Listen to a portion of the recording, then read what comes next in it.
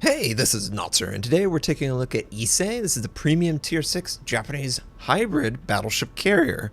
It's a first for the game, and it's not going to be the last one. So I'm going to talk about this ship, the build, my impression overall, and hopefully you guys will enjoy the game. But before we do that, let's hear from our sponsor. This video is brought to you by the Ridge Wallet.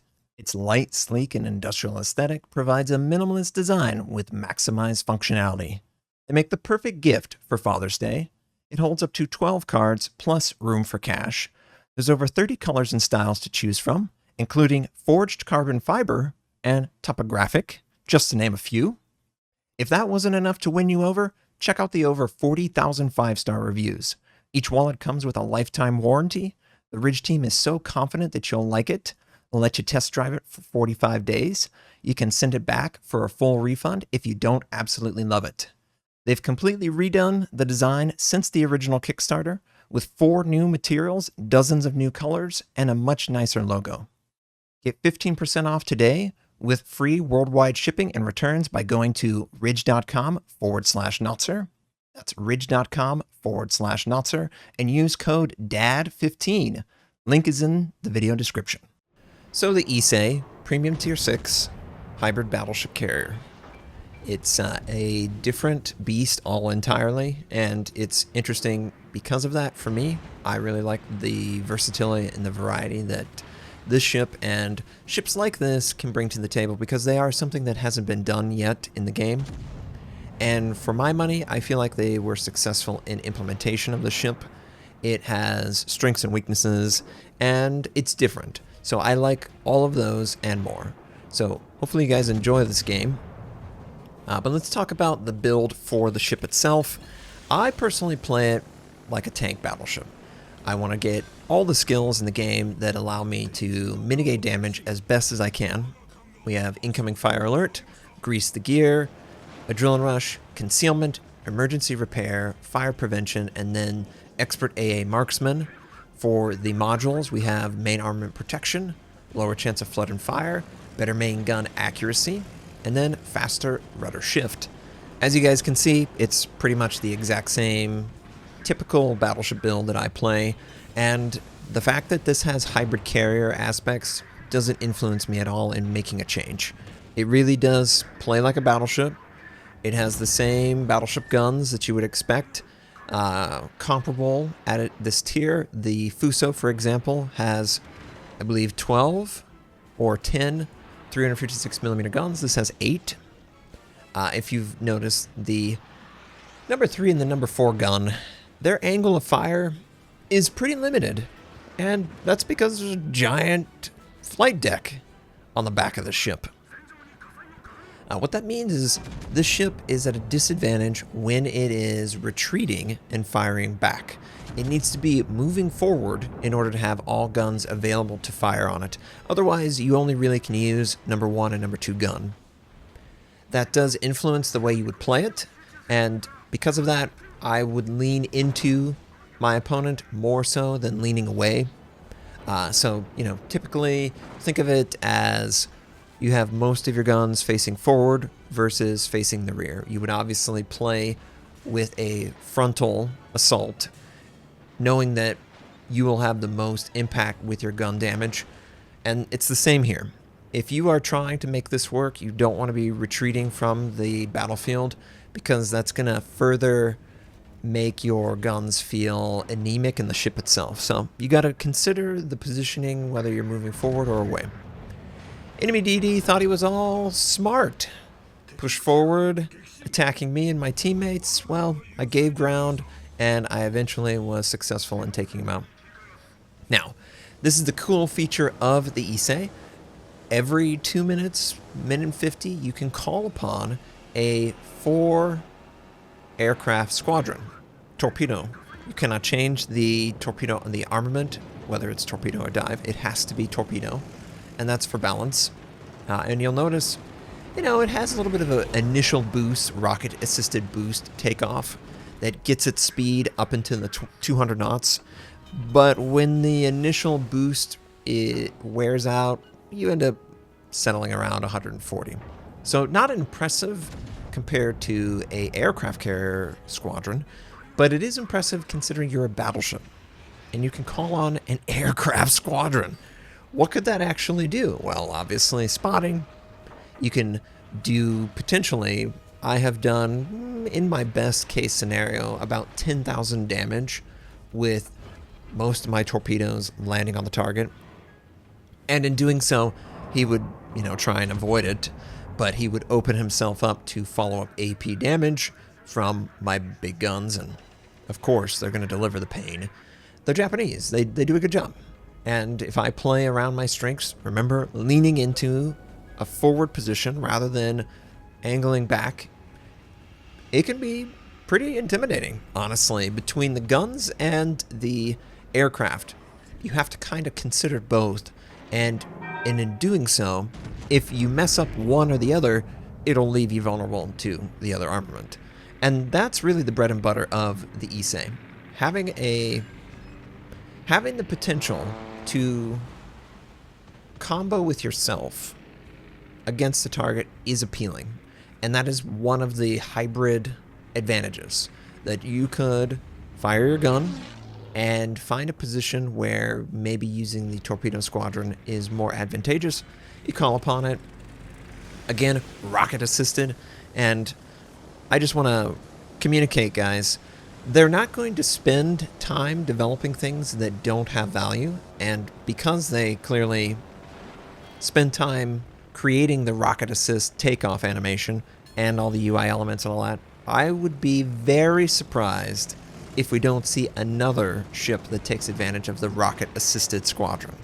It would be shocking to me because of all the effort that goes into making this stuff.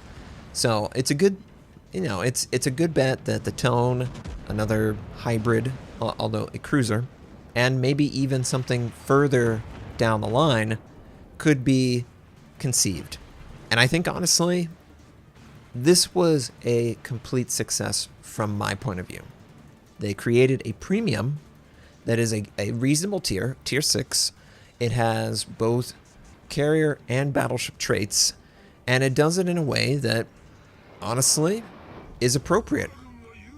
Because the Japanese, historically, this is something that they would do. They would take a ship that already exists, and it would be damaged in battle, some forward or rear, and they would make modifications that would allow for a flight deck or something like that. Because they lost so much of their carrier fleet during Midway, Yamamoto, of course, realized that the carrier is the superior tool to the battleship. So he's willing to give up space on a battleship, 2-4 guns, so that you can have a squadron that you can scramble and use in combat. And that works very well with this ship.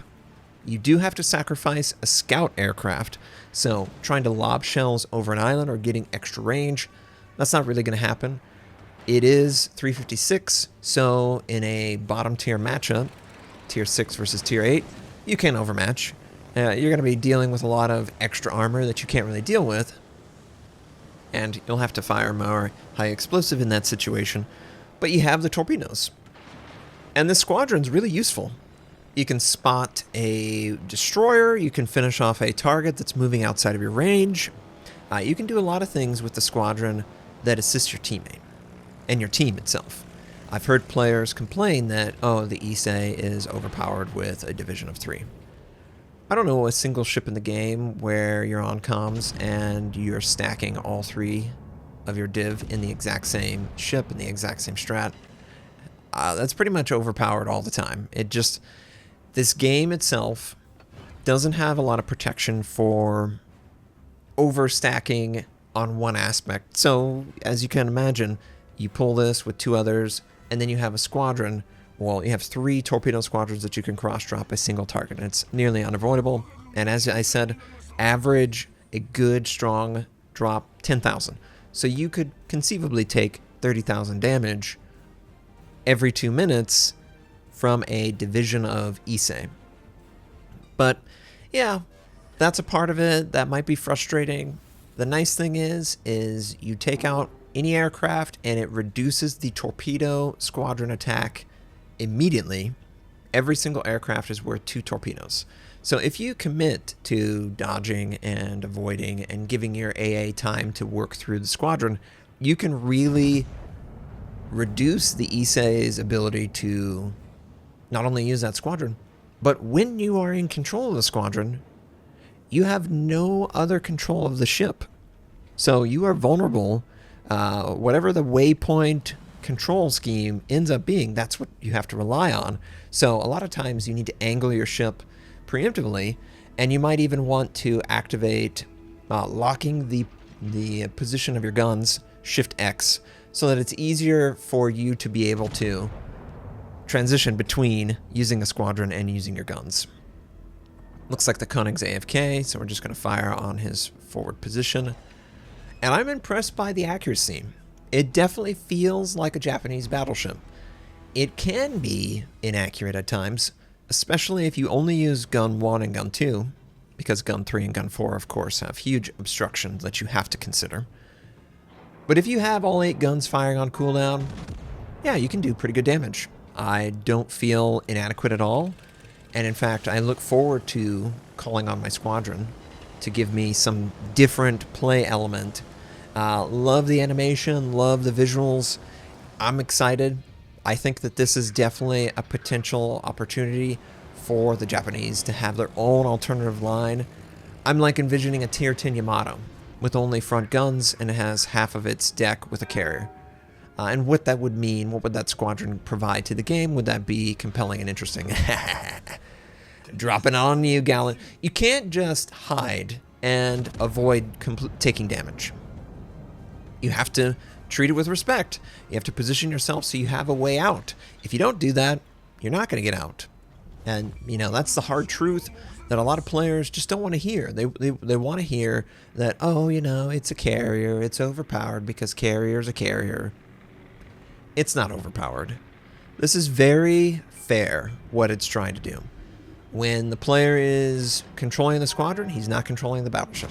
So that's the time to strike and take advantage of that. And you know what?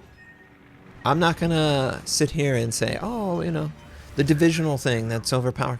There's just so many situations where, yeah, of course, 3 of these battleships or 3 of these ships all combined together, Mogador, Kleber, whatever they want to do, they can kill that one target because it's 1 versus 3.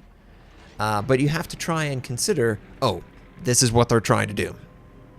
So, you know, in this game, we did pretty good. Clearly, got some good citadels, good accurate shots. We were able to use the torpedo effectively over islands and spotting, you know, potentially DDs. It's a really good feeling battleship. It honestly functions surprisingly well. I really like the hybrid nature of this. I want more of this. I wish that the aircraft carrier gave me more direct surface ship control that I could manage, and that would create, you know, potentially more ways to express my skill. I feel that in the Ise. If you're a single player, it's pretty cool to have both combined. It doesn't get too boring. I like it. I really, truly enjoy the hybrids, and I look forward to more. If you guys enjoyed the video, if you're looking forward to this, please like it. If you dislike, of course. I stream at twitch.tv/Notser. My North American recruit invite is on the screen. You can take advantage of that. Top on the team. Nice. Hopefully this is interesting. I think the ship is. Thanks again. Hope you have a wonderful day.